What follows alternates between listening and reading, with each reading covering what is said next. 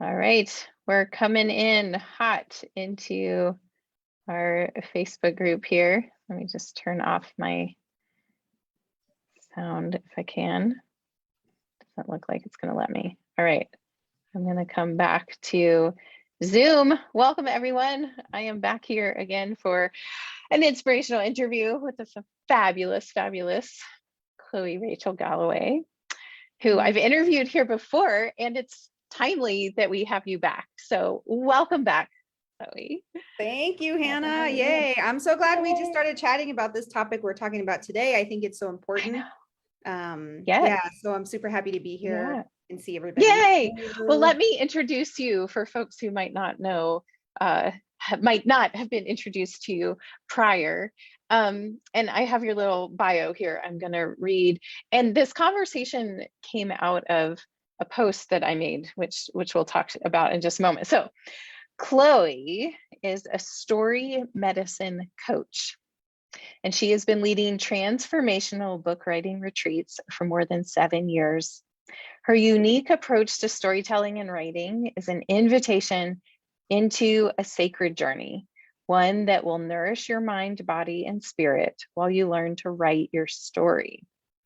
With an invitation into understanding medicine story medicine, Chloe leads her aspiring writers to knowing how to connect. Writing is about connection, first with ourselves and then with our audience. The pathway to empowerment as a writer is connecting to your intuitive voice combined with learning the craft of storytelling. Chloe is a master at both craft and intuitive process for writers. So excited to have you back here. And our conversation today is just going to flow. So those of you that are joining us, we opted to go through Zoom instead of StreamYard. So if you are with us on our Facebook page, feel free to chime in, and I'm going to pull it up on my phone so I can see if any comments come in and we can respond to those. So feel free to join our conversation. Yes. So today's conversation is really about story as medicine. And the conversation, the invitation that I had put out was, what would you like to see more of here? What are you interested in engaging with? And will you talk about what your response was to that? And yeah, I mean, I will just first say I love your work. I love your yoga, and then the Ayurvedic add in. And I'm not always available, as being so busy myself. I'm a full-time coach and I have 2 children. So my life has got a lot of moving pieces, kind of like your life too. So we have a lot of things in common. And then just growing up so connected to nature, and living in the wilderness. And you're not exactly in the wilderness, but I love where you live and how you share your life, Hannah. So, so I just, I want to say that it's just a pleasure to connect with you and your audience, because I imagine that a lot of people feel this way.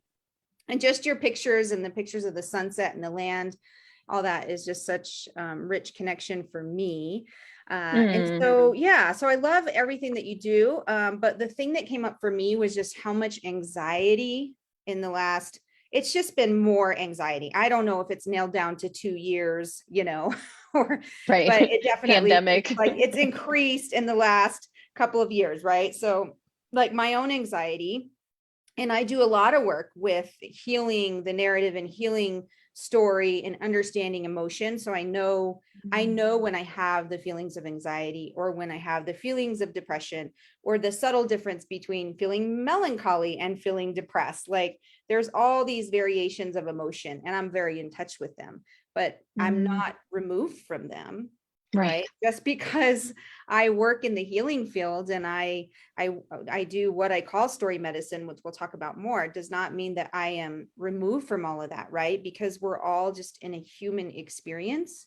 And anxiety is just that, like, if we feel the vibration of anxiety, it feels like sort of turbulence on an airplane to me. Yeah. Right. I hate turbulence on airplanes, by the way. I just had 3 flights recently, and the last one from Denver to New Mexico was like this the whole time. And I was like, it's a spiritual journey for me. It's like I am just surrendering because when you're on an airplane, you do not have control, right? So it is a really great example of like, oh, wow, the anxiety release is coming up for me. And I'm like, but what is in the present moment? So staying connected to the present moment. Well, if I check the present moment, I'm still alive. Yeah. I am okay. It's the thoughts about not being okay, right? That are Right. creating my sweaty hands and this anxiety happening, right? So, but we can have that throughout our day and at any points in our life, right? So that's why for me, learning more about what you do and how it can help us through anxiety, help us calm the nervous system. And I know you probably have answers to this and you've probably done some of this, right? But for me, it was like the most important question. So. Yeah. And I love that. And I love the tie-in to the stories that we tell about ourselves and about the world. And I also just want to honor, that you're speaking to an experience that you are having, and it's pretty universal. Like, if anybody's aware of what's going on in the world, how could we not struggle with some anxiety? How could we not struggle with some depression? And I really see anxiety and depression as two sides of the same coin. Some people separate them and be like, either you're anxious or you're depressed. Most of us that have a full range of human emotions will experience both, and that it can kind of flip back and forth. If we identify that we are experiencing some anxiety, there's probably also an awareness that we experience some depression in our lives. And I think what's really important is for us to acknowledge that those emotions or experiences are not wrong or bad, and they're not necessarily things that we want to go poof, you don't exist. And this is part of our culture that is like, just take an anti-anxiety drug or an antidepressant, and then it kind of mellows you out. Like, your highs aren't as high and your lows aren't as low. And I've been there. I've done that. Or just, let's avoid, right? Like technology is a great tool. And I'm being a child that literally grew up in the wilderness and had no TV and no phone and none of that. Like, what a privy to be able to connect with all these people. And like, for me, some days it really is like a miracle when I think back to my first 12 years. Right, I can just hop on here and I'm talking to you and people are listening, right? I mean, it's amazing. How crazy. However, it can be a real crutch, it can be a real avoidance. And we could make just a huge long list, and everybody in the audience, you can make a list of all the ways that you're avoiding your feelings. And depression and anxiety, right? These are wrapped in emotion, right? And affect both the nervous system and the brain, right? And so it's this whole process going on. So quick fixes, medication. I mean, I'm not completely against it, but I think I'm with you. No, I'm not either. Right. We're not against it, but helpful. What we're saying is there's a much bigger picture here, and we need to understand that picture for true health and true awareness, right? So that we can be back in our power with these things that we're dealing with, depression, anxiety, and if we wanted to really get into emotion, there's just so many, right? But not running from it. Right. So honoring it. So I want to point out, for those of you who don't know, that Chloe wrote this amazing book. If you haven't read it yet, it's called The Soulful Child, 12 Years in the Wilderness. Do you have a copy of it there to share?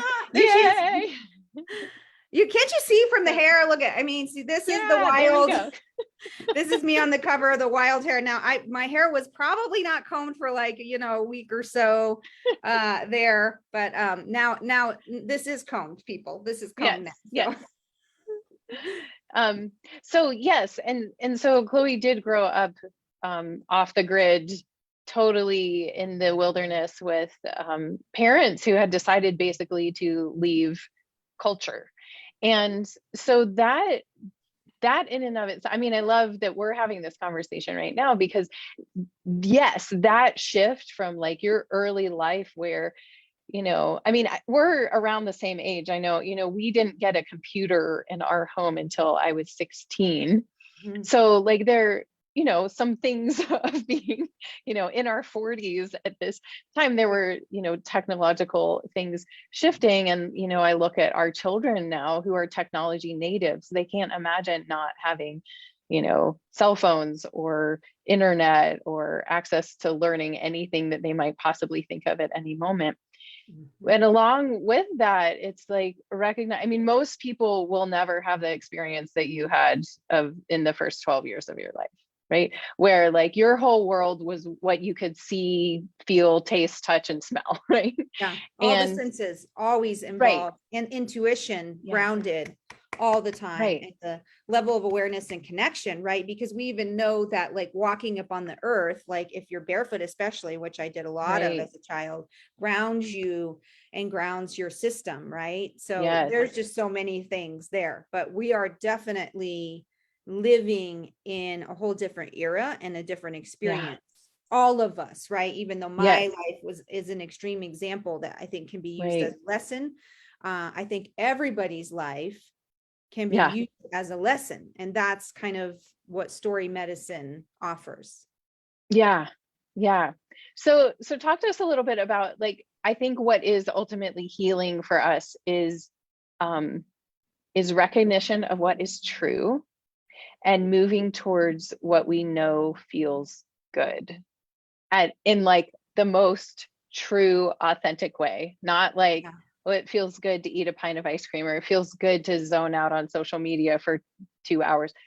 Like really like good in the most nourishing sense. Well, I'm guessing if you're really in touch with your feelings, those things actually don't feel good.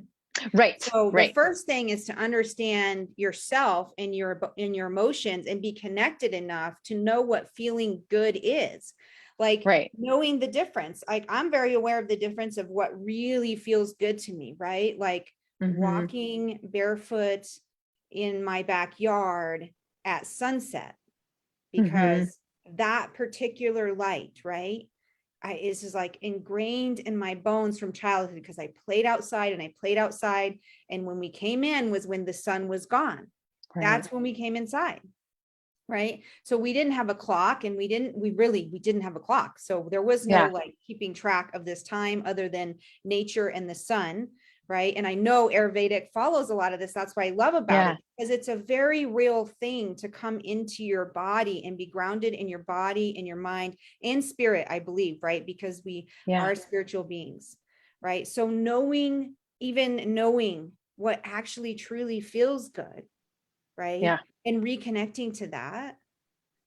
And a lot of us are just kind of on autopilot, and we're just kind of being, going down the river and not aware, I don't think, of what feels good and what doesn't. And then we're just bumping up against anxiety and depression, and these things are bumping us all the time.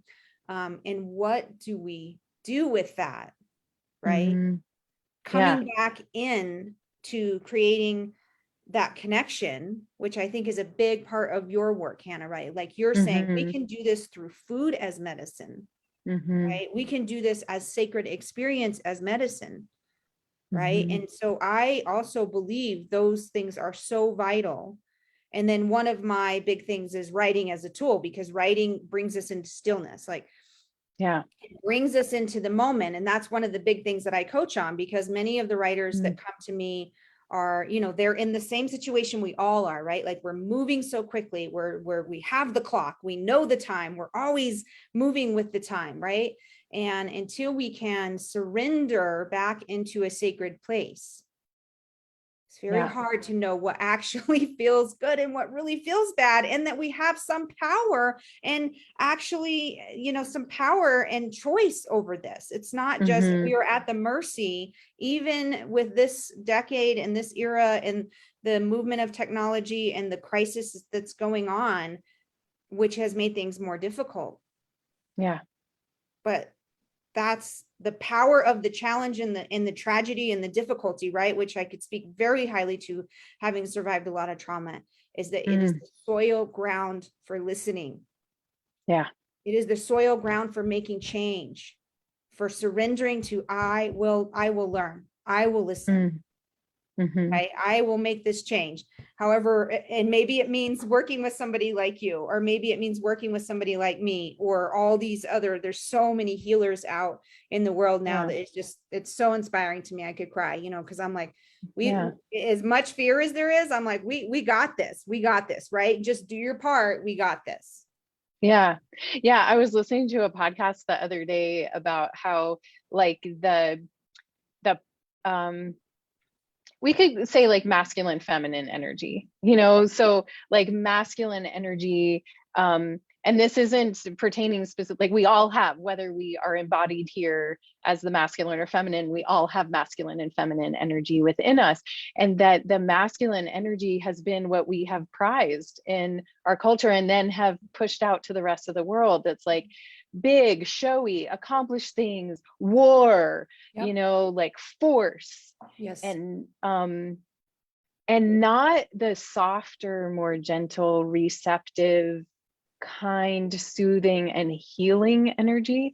And it will always be the case, this is what this podcast was talking about, that it will always be the case that that masculine energy will be louder, because the feminine energy of the healing isn't loud.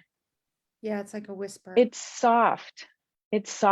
And it's the whispers of the truth in our own hearts when we get quiet enough, when we take the moment to be like, what is my truth? What is the thing? I mean, so yeah, just listening to you talk, even just getting in touch with, say, authentic hunger, like this is something that I help a lot of women do, because food is always available to us, because food has been taught to us to be a crutch or a soothing thing. We've gone to it for that feminine energy amidst the masculine pressure.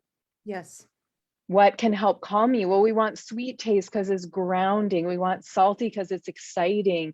We want things that help us feel alive, right, connected in our bodies.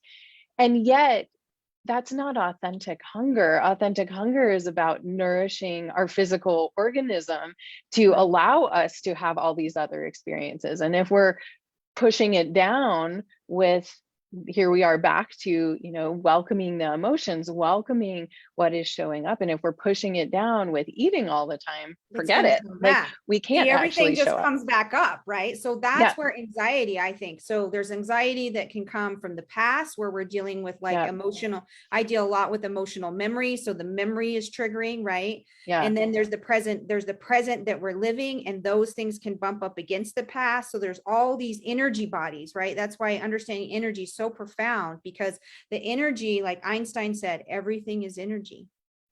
Right. And so imagine that all these energies are just bumping, right? But whatever you suppress, right, we know it comes back up. And one form that it really comes up in is anxiety. Right. Yeah. And it's like a trickle, it's like a bubble, or you get bumped and all of a sudden you're hit, and then it's harder to recover, and it's harder to calm the nervous system. Right. So this is why it's so important to have authentic hunger. Yeah. Authentic connection. Right. Yeah. And so for me, writing is about connection. Like there's a lot of people that have come to work with me, and initially they were like, well, I'm not a writer. And it's just an interesting thing that we think, well, I'm not a writer. Well, no, we don't start out like we're born writers. I mean, we have that thought, I think, about that particular art form is like, I'm born a writer, and or maybe, an artist, same or thing an artist. I mean, right? That was my background. All of that. Yeah. Or anything that you really want to be, to be honest, like you actually may be born that, but be disconnected from it. Like, I think a huge thing, if we're going to talk about connection and getting in touch with what's real and what's authentic, is like all the barriers that have blocked you from really being in connection with who you really are. Right. Yeah. So, and that's what we call Dharma. Like, what are you here for? It's not a mistake that you're embodied in this lifetime. What are you here for? Right. And if we start having that conversation of like, you're not just here to consume, right? You're here for some reason. And what is it that you are here for? To share, to give, to implement, to inspire, what is, and not every, we're not all here to do it in the same way. And Yes. that Dharma piece is so, so important. And so as we discover that, that's a big piece to, I think, finding more peace in our lives, is when we feel like we're living an existence of purpose. I Absolutely. I mean, suspect you feel that. that can ground you back in place, I think, right? Yeah, So absolutely. of course, having purpose and coming back into the purpose is huge. But Yes. so let's talk a Well, little bit. I would love to give people just a tool of understanding a little bit around their story. And then I was going to ask if you could talk more about story medicine stories. Yes. Yeah. So I mean, just a quick example, right? So for people that see this video, your story is living in you all the time, right? We have this narrative that's verbal and that is in our heads and in the way we feel about our story. But all of that really embodies a lot of energy, actually. And whether you realize it or not, this energy is living in your body. And it's actually, it's part of your choices. It's part of the way you feel. It's part of your living experience. The story is stored in the whole body. Right. So I've really, really come to know that, through helping people to write their story and leading them through this process. So one quick example, right, is we can get in touch with just the idea of the energies that are there. Okay. And so I'm going to give an example, and an easy way to do this is if you just get like a pen and paper and you do like a 1 to 5. Okay. And I try to tighten it down with like 5 energies. So there's usually 5 energies that are like heavier or darker. They're like the pain body of our story. And then there are 5 that are like lighter, so you could simply look at it as the light and dark, right? Which encompasses so much of the human experience, right? And so if you just do those two, the light and the dark, you'll start to see the different energies. And all of those energies are really part of your story, and they're working in you. And now that's a huge process to write through that and understand it deeper, right? But just having awareness and a sense of it can be very powerful. Okay. So I'm going to lead everybody through minds, my 5 dark and my 5 light. And these are the 5 that encompass the soulful child, right? So when we write like emotionally connected in an emotionally compelling way, the energy is infused in the story. And that is where we really change people's lives. It's not a book about information. It's a book that transforms, right? So the energies of the soulful child, for example, and they're usually in juxtaposition of one another. Okay. So the first one is grief, and the opposite is protection. And my protection really came from Mother Nature. And my grief, as you know from the story, many traumas, my brother died, a lot of different grief in my early years. But the protection was just as profound. Okay, so the second emotion is loss. And even though this sounds similar, words have vibration, right? So understanding and really coming into the energy of the words that encompass your story is a powerful thing to do. So loss is another huge theme in my story. And the opposite of the loss is unconditional love. Start to feel like if you can get in touch with that, right? How I could be totally fixated on the loss, but if I get in touch with the unconditional love, it's almost like, oh my God, I can come into wholeness no matter how bad the loss was. Right? And then the third one for me is trauma. And the opposite of that is wisdom. So like moving through all the different traumas in my story, really what I was doing was I was seeing all the wisdom like that just grew in me from that. And most people that come to write story, that's an experience for them, is they start to experience the opposite of the trauma. And it's quite profound. And then the fourth one is anger. And the opposite of the anger in my story is forgiveness. And the fifth one is fear. And the opposite is courage. And literally, right? Can you it's literally a list. It's like a list of 10 energies, and all those encompass this story. So if people just start by making a list and they start to feel, and then they can just get in touch a little bit with like, well, where am I leaning toward? And am I leaning toward the grief Well, it's very important actually that we be in grief and that we express grief and that we get through it. So if there's a lot calling you toward grief, it's just that you haven't given it voice probably. And the same for all the emotions, right, that are on the darker side. The thing is, they need to be resolved and shifted and moved, and they can be resolved through a experience, just like being in an experience with you, Hannah. Like attuning to the body and really paying attention is actually giving voice to yourself, right? You know, if you're doing work with me and you're writing it, it's a deep spiritual experience, right, of unraveling it through words and vibration. But all these things actually can be a healing path for people. Amazing. That's so cool to hear. I mean, having read the book and then hearing these lists, I'm just like, woo, it kind of gives me chills. You can feel it, right? Like when you know the story, Yeah. it's like, oh yeah, Yeah, it's there. It's there. Yeah, so in terms of that, allowing, I mean, I think a lot of people think that their story isn't important, or like who wants to hear about me, or you know, what do I have to say or whatever. And so we do that thing. Same with art. I mean, I spent 11 years as an art teacher, heard lots of people say, I'm not creative, don't have a creative bone in my body, I can't make art, whatever. And it is coming into that awareness of like, we all are everything. And it's like, it's what we feed that gets developed, and where we put our attention. And so it's so powerful. Yeah, even just being able to make these lists and to see like, what are the different perspectives we could take, and all are welcome at the table, all are part of that greater whole. And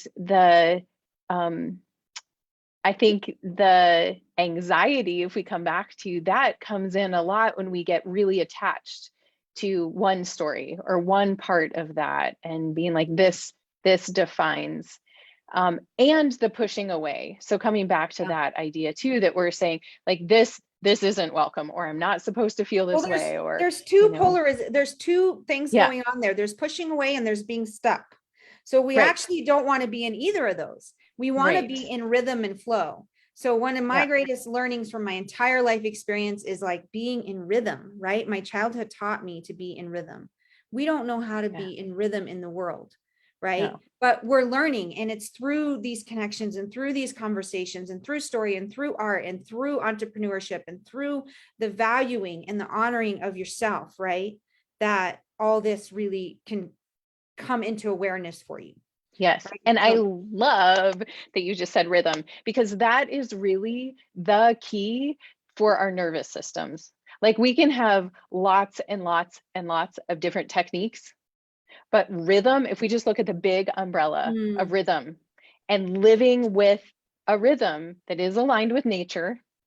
So, you know, we're waking up before sunrise, we're eating meals at the same time each day, we are going to bed at the same time each day, we are having a rhythm to how much we're letting news into it, right? We're not listening to news all day long and being yes, bombarded with war and suffering. And yes, those things are going on. We don't want to bury our heads in the ground, but we also yes, want to recognize that the rhythm of our nervous systems, we don't want to be watching scary movies right before we go to sleep. We don't want to be, you know, on adrenaline overload all the time. So we need the rhythm of like, when can we receive the hard things and digest them and then move on, so that we have a rhythm. And so there's so many tools from Ayurveda which originate from the teachings of the natural world that allow that. And the rhythm is the key. It is yes, like, we come back to that absolutely. And the and same thing with it writing. So heals. that's basically the alchemy that I lead people through, is to discover their rhythm. Like, you know, Mm, writing is it can be such a struggle, such a hard thing. And this is why a lot of people don't feel like, well, writing my story, that's just too big, or, you know, it's too much for them to really jump into, right?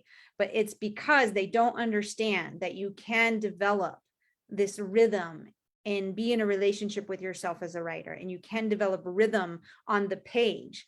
Right? I mean, I yeah. write poetry just constantly because that's like, I just drop into rhythm, Mm, right?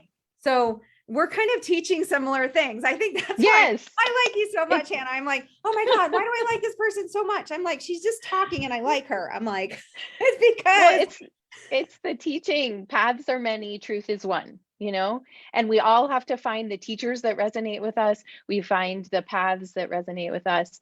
But that ultimate truth is one, you know? So right. all of us are headed to that same mountaintop, but we're taking different paths. And that's awesome because we're all designed to engage with that truth differently. I can't believe that we are towards the end of our Yeah. Oh time, my but gosh, I it know goes that by you so have a fast. poem.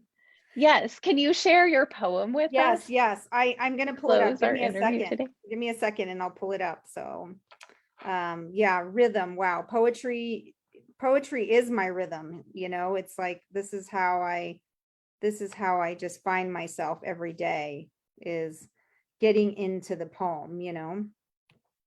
That's So awesome. I have a poem too that's from an ancient um, Sanskrit translation that fits our conversation. So maybe we can both. Do you want me to share mine and then you'll share yours? yeah, perfect. Go ahead. I got Okay. it now, but So go this ahead. is ancient. I'm trying to see. This is from um, the 4th century AD, Mm, Sanskrit poem by Kalidasa. So this gets at this idea, or a lot of the ideas we talked about today.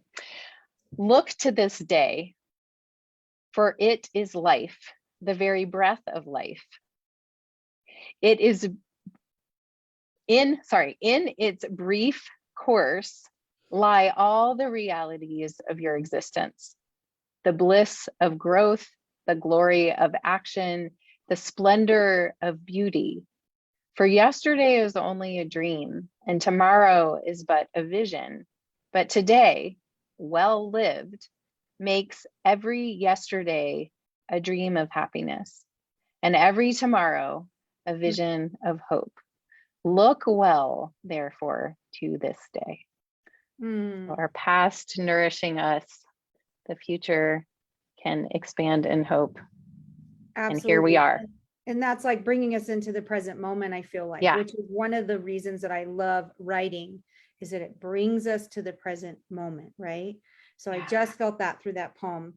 I'm going to read something that I wrote yesterday, and I don't like to interpret the poetry, right? Because we are gifting this expression for each person to self-interpret Mm. it, right? So here we go. Sister Rain, I feel your pain coming down like the sound of my own tears. I watched you all these years. Come into your own. Let your heart be known. Beyond the shadow, beyond the fear. One thing is clear, you're walking in the fire of your own flame. Calling out the name of grace. I see her face, Sister Rain. Let that pain roll off your back. Let that light come take her place inside the walls of the human race and her struggle. You taught me, oh, how you taught me, Sister Rain, walking inside the pain. Sister Rain. Yeah, I love it. Just like we have all the capacity for everything within each of us, all the emotions, and nature has all of its expressions And we're too. meant And to connect to it. So I'm yes, a big believer in talking about pain openly, right? Instead, yeah, because we're running from it so frequently. Either we're running mm, from it from a painful experience in the past, or we're already preparing ourselves to run from it now. yeah, And I'm saying, stop. yeah, You can actually experience the pain. And if you actually feel it, right, you can then move through it. yeah, That's when you actually move through it and it doesn't create anxiety, right? And right. that's why I needed to write that yesterday, because I was having an experience that was Mm, like, oh gosh, it's coming on me, and I was just crying, actually crying, and it's like all mm, the stuff in the world and missing my fiance and just all these different things culminating, and that can either turn into anxiety, right? Or I can embrace it and let the floodgates go. And yeah, that's what I do often when I write something like that. yeah. So Awesome. Yeah. I tell my clients that crying is a superpower. yeah, It's so cleansing, and lots of us need to do more of it. It's That's true, helpful. Hannah. Yes. Yes. Thank you so much for being here, Chloe. It's wonderful to talk with you again, and thanks for sharing your beautiful wisdom. I want to go make my list of light and dark now, I would love and to I see it. encourage Like if others you to. share it in the group, that would be awesome. And if other people want to connect with me, just send me a message on Messenger on Facebook, or, if people would like to do this exercise and share it with me and connect with me. And if they have any whisper of, telling their story at some point, reach out. Don't be Oh, afraid and to you have a connect. retreat. Tell us real quick about your retreat. Yeah, well, so I host a fall retreat for aspiring writers. So people can be totally new to the experience, or they can be already working on a piece of work. And it's a 5-night, 6-day retreat in this really special sacred mountain place in Truchas, New Mexico, which, if you're not familiar with New Mexico, it's outside of Santa Fe, which is a pretty famous little town here. Beautiful. But it's just connect with me. My retreats are all about this whole experience and how we ground it with using nature. Actually, I take people into, my retreat centers are always in nature, in beautiful settings, so that we can find the rhythm. We can get outside of the chaos and find the rhythm, Hannah. So yeah, I'd love to connect with people further about any of this. Yeah. Well, feel free to post your links with this interview in the Facebook group. I know you're here. You're a member of the Facebook group. So feel free to share your info if folks want to connect. Thanks again for being here. It's wonderful to connect with you. Thanks for the medicine you share in the world. All right. Take care. Bye.